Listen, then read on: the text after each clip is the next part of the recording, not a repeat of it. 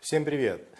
У нас сегодня есть уникальная возможность взять интервью у фактически представительного генерального секретаря ООН в Украине, миссис Osnat Lubrani. Mrs. Lubrani, hi. Hi. Thanks for your time. I actually wanted to take the interview mostly about the humanitarian situation in the Donbass, but my first question I think will be much more correct and will touch the question of pandemic of COVID, because you know, this is a serious disaster for the world. But unfortunately, what I see in Ukraine, many people actually underestimate the seriousness of this COVID, of this pandemic, of this disaster, and unfortunately, many people in restaurants, in cafes, in Kiev, and all over Ukraine, they are very reluctant about the antiseptic masks on. How you actually estimate the situation in the world, how serious is this pandemic, and what you can recommend to the ordinary Ukrainians concerning this fight with these illnesses?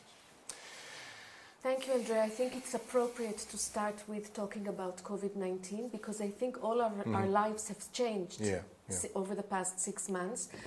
I think the impact of this pandemic everywhere in the world, and certainly here in Ukraine, is catastrophical. Yeah. I don't want to say that we won't overcome it. We will overcome it. I think we can overcome it by, making even more improvements and pushing forward for development, for a better life for all Ukrainians. But it is still very serious. It's not going to go away tomorrow.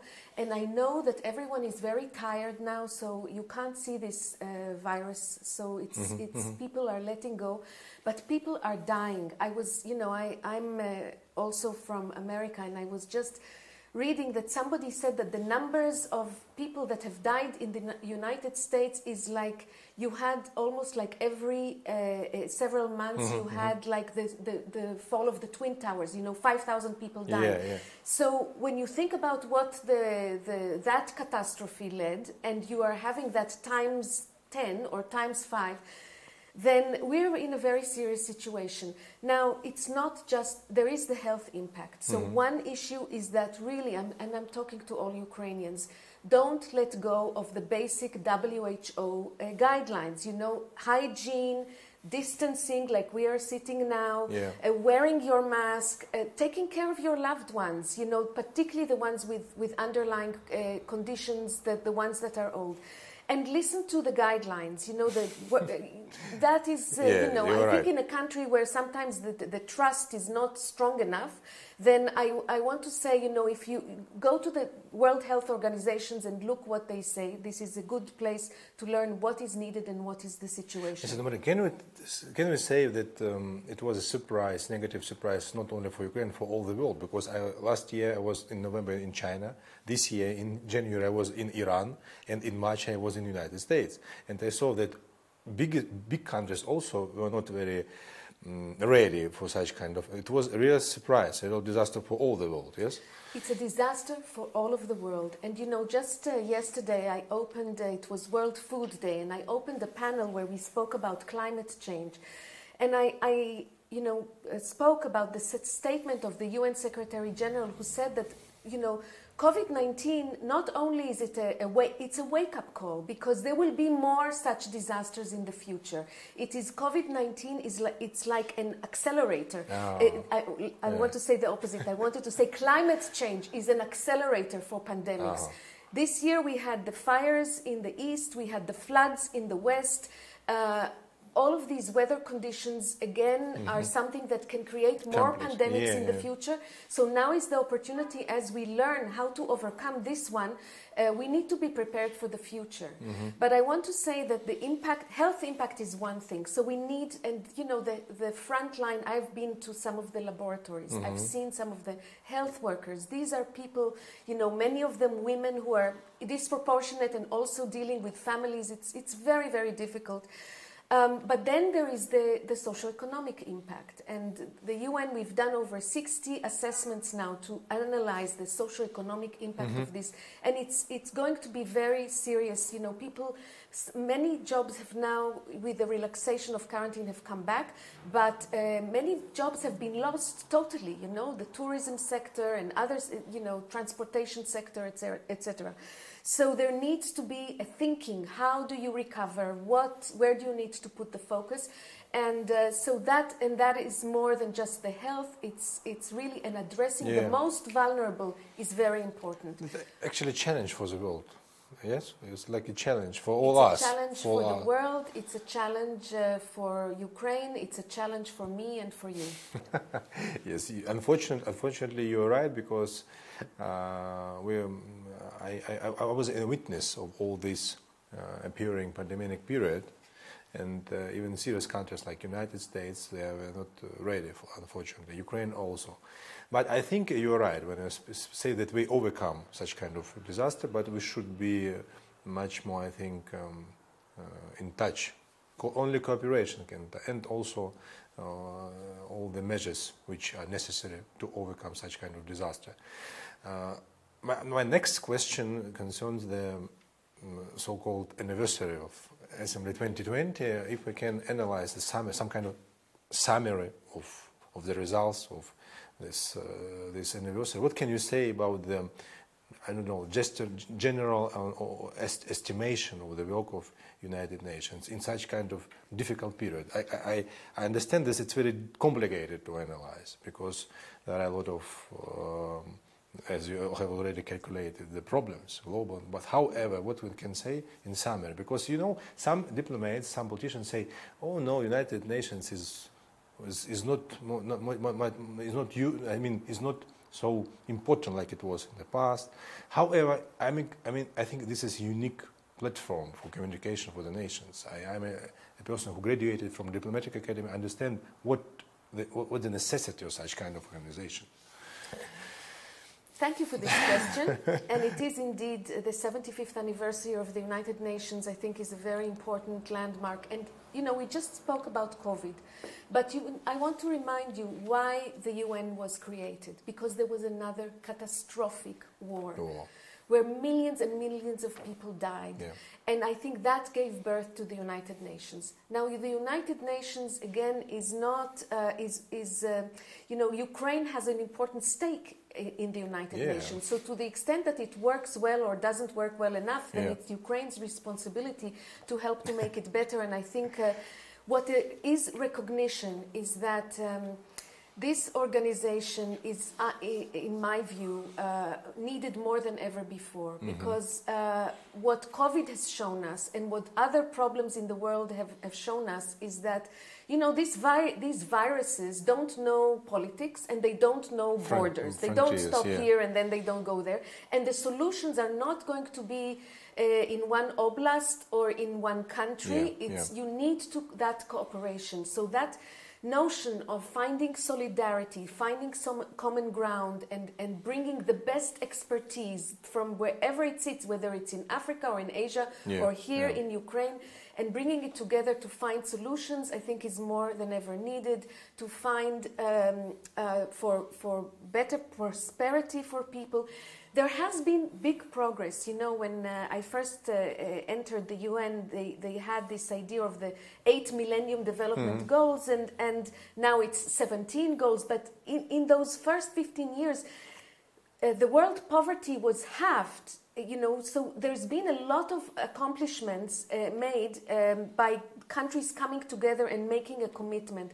And now there is a commitment until 2030, again, to making progress on inequalities, on education, health, in many, many areas, on climate change. And I do think that for countries to hold each other accountable and for the UN to play that role to help advance peace, prosperity, preservation of the planet, I think that's what the UN is about, and I'm very proud to work for it. Thank you for your very sincere answer, and I also personally want to thank you for your contribution of your organization, of you personally, to resolve the humanitarian situation in Donbas, because I am from Donetsk. My mother lives in Donetsk, my cousin Oleg and my actually family live in Sloviansk, I have relatives on both sides, occupied and occupied territory. I have many friends from Crimea. I am actually officially an eternally displaced person. I know all the problems of the region. I know all the problems of eternally displaced persons, of refugees, so-called. And I know that you contributed a lot. I'm very skeptical, critical about our government. This is widely known my position, unfortunately, about the resolving the humanitarian situation. But your organization, your person, are very active, and everybody recognizes it. I took an interview with the ambassador of Switzerland, of Switzerland Confederation, and also told him thank you for your contribution, because Switzerland is very active in resolving many humanitarian situations. So if we speak about Ukraine and UN, what are the main tasks, the main the priorities of your organization now? You have already actually calculated the pandemic, but what else if we speak about other humanitarian issues? So let me say that my role is double-hatted, so to speak. Yes, so I'm UN resident coordinator for all of the UN's activities, the activities of 16 UN agencies. It's a very big UN presence here, working in many areas, and we, really to help Ukraine advance its priorities on the sustainable development. But then, in light since 2014, there's been a strong focus on providing humanitarian assistance to people affected by the conflict in eastern Ukraine, living on both sides of the contact line. That has been much appreciated, and we check with citizens that receive our support, and it's very much appreciated. And then also in the areas of Donetsk and Luhansk, and there's a lot of focus also on recovery. And I want to say that there, and you can have your own opinions on the government, but I want to say that we enjoy very strong cooperation, and I see also progressive investments and efforts to help the people to recover from the conflict and resume normal lives. So, but still, there is a lot of need for that humanitarian assistance to continue. We have, we support with humanitarian assistance. We support 2.1 million people, including 300,000 internally displaced people, and to really focus on basic needs that they still have, whether it's shelter, whether it's water and sanitation, protection issues, access to documentation, and many other areas. Food security and livelihoods, that's another area. And now we are about approaching winter. Every winter there is a big need also for support. One additional question about this comparison. Last year I took an interview from the ex-president of Colombia, of Calderon, who resolved the conflict in Colombia. And the conflict, because of the political reasons, was very, very long. But the needs of the people were always actual. I mean, we should distinguish political things and humanitarian things. And I personally don't want to analyze political questions, because I know that it can last very long. But the problems of the people, occupied and not occupied territories, they are always, unfortunately, actual. So we have to always to tackle the problem and to find the solutions. We don't know when the conflict will end, and you actually worked in many post-conflict countries, areas, regions. What are the peculiarities of the conflict in Ukraine concerning the humanitarian situation? What can you maybe add or something say? What is the biggest problem of humanitarian situation in Donbas? Maybe you can say in comparison with the other conflicts where we operate in the last. Because actually it's very difficult to say. I understand, but however, maybe you can emphasize some problems, because we have 6 years conflict, and the problems concerning the flats, the houses, the checkpoints, they are actually all the same like they was 6 years ago now. But because of the pandemic, because of the general situation, these problems, they actually became much more actual. So what can you what marks what are the main needs of the people now, in this year, in these months? Or, I mean, to say it's much more general, I think. What can we say? So, you know, there are similarities with this conflict with other conflicts. You know, I think first of all, it's the personal security. People that have been living under the threat of shelling, you know, in isolation, the issue of the problems of access to services, the inability to make a good living, the access, you know, to educate, you know, the education facilities. There are many challenges. It is often called, you know, I think one is a forgotten conflict because, you know, people sometimes don't realize around the world that there are people that have been suffering now for living this for so many years and that the situation hasn't changed.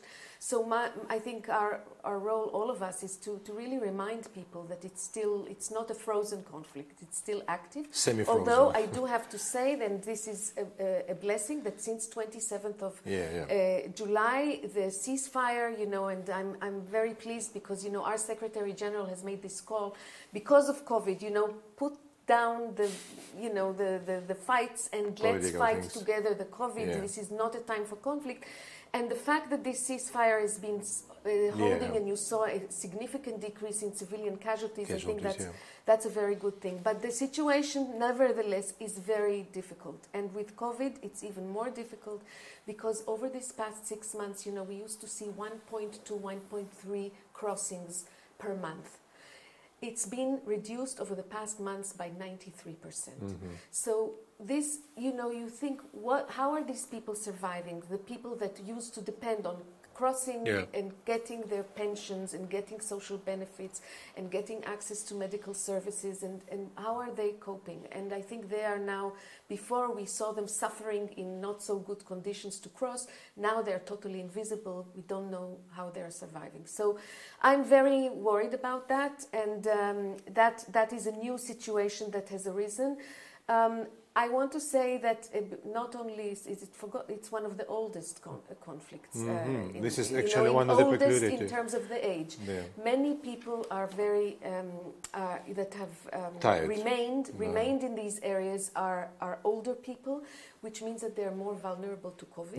You know, and at the same time, you know, many disabled, many needs, you know, special help. So that I think is also very peculiar to this conflict.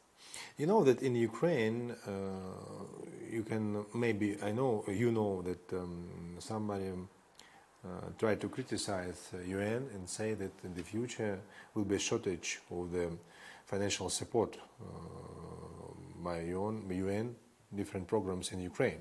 What are the perspectives of the supporting the financial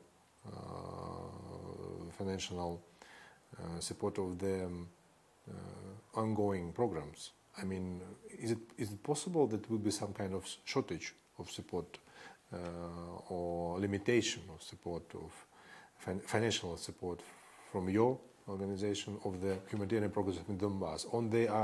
Or they will be still the same package, I would say. So, let me say that there are different sort of frameworks or packages of funding. So for the humanitarian assistance, I want to say that, you know, relative to other funding for other crises, we haven't done that bad. You know, we have a humanitarian response plan.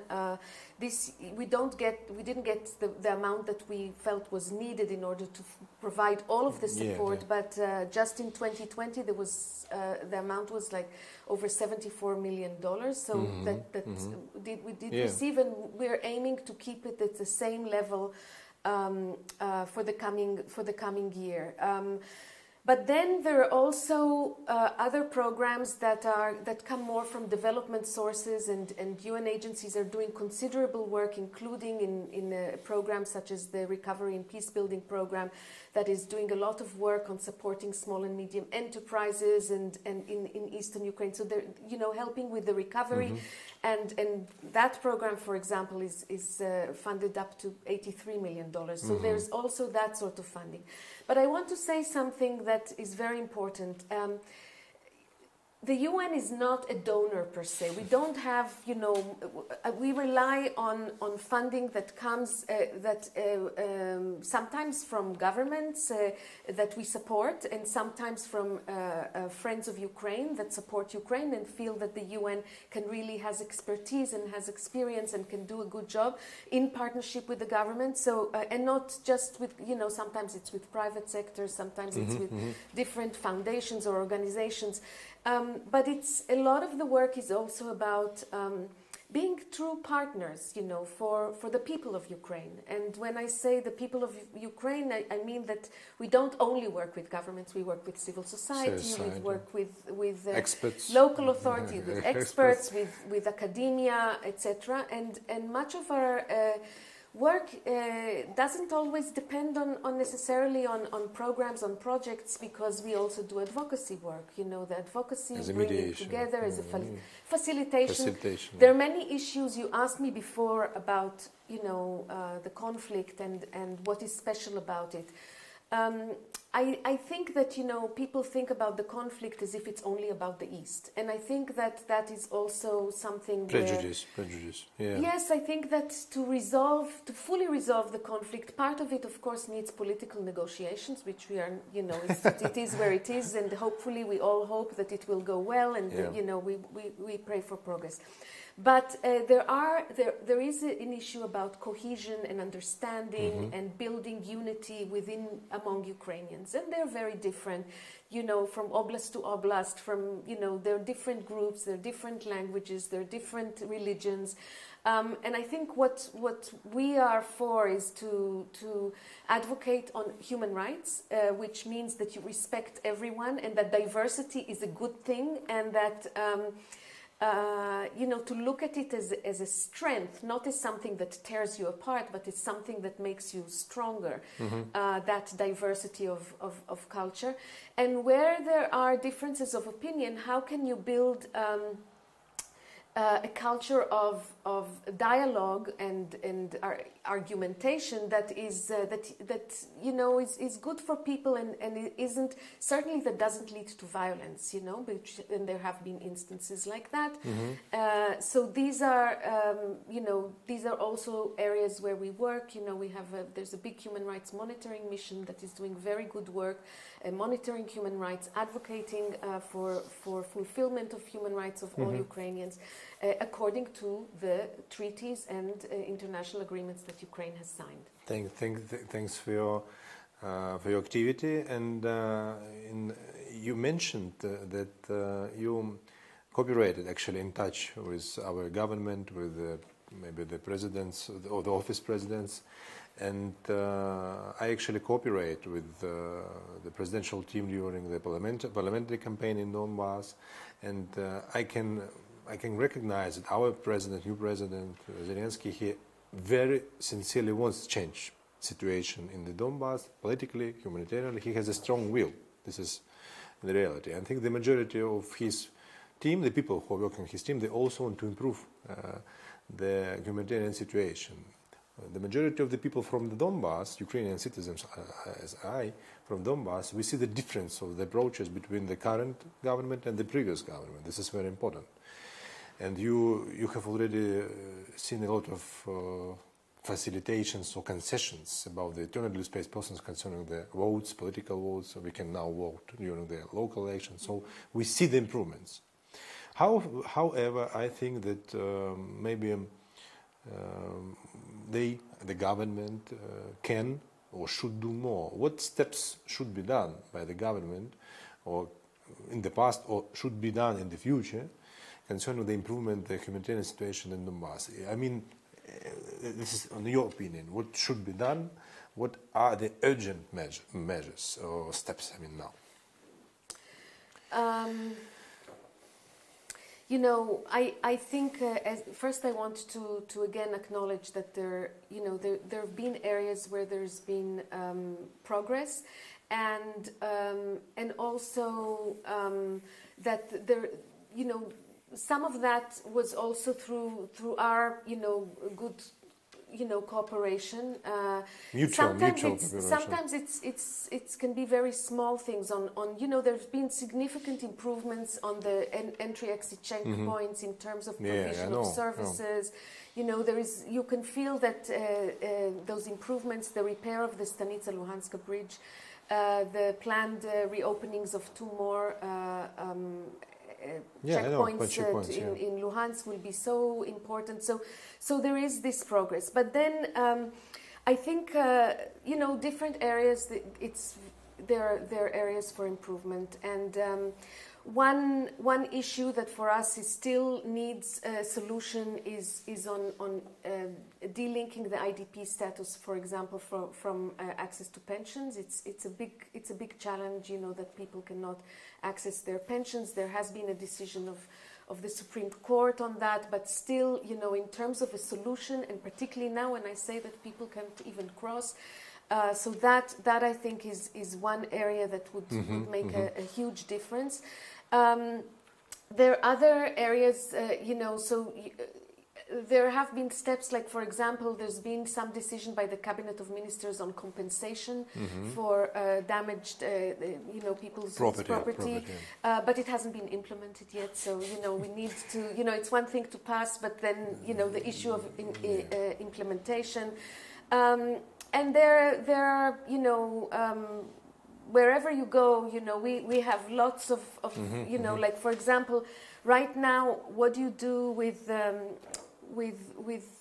the situation in light of COVID? And I think there needs to be systems in place so that you can help people more on different fronts. One is on you know, even with COVID, how you can put with COVID, it's like you have to look at the health indicators, you know, and not let politics, whether you open or close, and some of the decisions that have been made, you know, sometimes are not totally about the, you know, and I'm talking, you know, on all sides, that lead people that they're losing connectivity. They're also even between relatives, you know. So it makes it very difficult. So I think that there's still room for improvement. Some of it needs legislative change. And I would say, you know, we look at this side, but there are a lot of things that need to happen also on the other side. I want to say that in terms of, like, freedom of you know, like civic space challenges and freedom of speech is very limited, and people cannot speak out. So, you know, there are big challenges, and, you know, we just need to hope that solutions will be found, and we continue to try to work with government ministries to find solutions. Are you satisfied with the dynamics of your activity with our government? Because, you know, you work in a unique country. Every 6 months we have a new government, and you shouldn't be the political analyst to foresee the future when our government or ministers will be changed. However, our political instability also created problems for some long-term humanitarian projects, and that's why how you can estimate your current cooperations for Ukrainian government, because Ukrainian government, this is abstract. This is Cabinet of Ministers. Also we have the presidential office. Also we have Verkhovna Rada, the parliament. All these institutions, they are responsible for improving situation in Donbass, in resolving humanitarian problems. You mentioned about the legislative acts. This is a function of Verkhovna Rada. Yes. So I speak not only about the government, generally. How we can estimate your cooperation with all institutions which are responsible for improving the situation in the humanitarian area?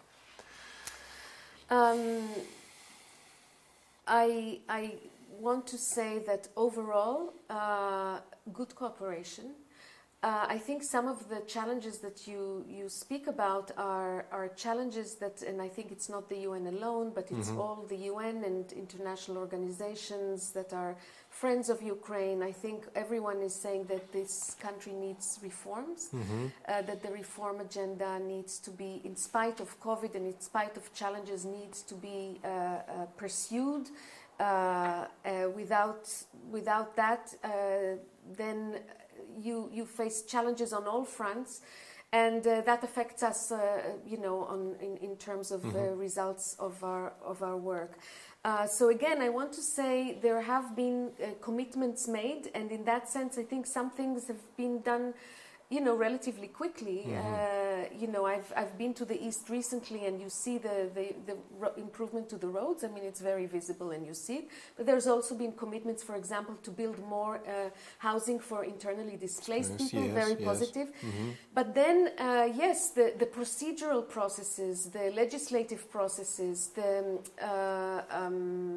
slowdown that sometimes is caused by changes in government. Yes, that is indeed a challenge, and that some of these things. I do think that I can also see a will to simplify things. This focus on digitalization, I think, is very positive. I mean, it doesn't work for everything, but certainly I think it can, if you put that investment, there's now a move just on the humanitarian front to move to digitalized, birth certificates and digitalized IDP cards. I mean, those things can save people, so much time to go to places in this with a lot of suffering and high costs. So I do think yes, it's there are good things to say, and of course we want to also improve them. Yes. And you try to be very sincerely. I am very sincere. Yes, you are very sincerely when you speak about the cooperation. I think I'm also agreed with you that I'm also estimate, I can recognize and confess that there are some positive steps towards civilians in the Donbas, Ukrainians in the Donbas, because they're actually Ukrainians. On the other hand, also a lot of should be done to improve the situation there, because I think that this situation with checkpoints in the March, I remember it very, very, very, very seriously when it was the starting of pandemic, and unfortunately our government, maybe I think, as my personal position, failed in the building of communication strategy with the Ukrainians in the occupied territory. And when the checkpoints were closed, a lot of people actually were trapped between separatist checkpoints and Ukrainians checkpoints. And I know, and I remember that the organization, you issued some statements to pay attention, our government, to such kind of situation. What now is going on with the checkpoints? How can you estimate it now, the current situation? I think yes, it was unfortunate that at that time that people caught up. I think it was since then, and perhaps my advocacy helped in some way. Undoubtedly. But the point that I was making is that, first of all, it was confusing for the people because people didn't have the information. And again, I want to go back also to COVID. I think it's very important to communicate to people. If you do something, why are you doing it? What is the plan? Just to give them the information. And that. So I always call, for communication. For coordination, a checkpoint has two sides to it. Put the politics aside, but you cannot have something happen here without the other side knowing. So, and these things have always happened even in the, when there is conflict, you need to somehow have some level of operational coordination.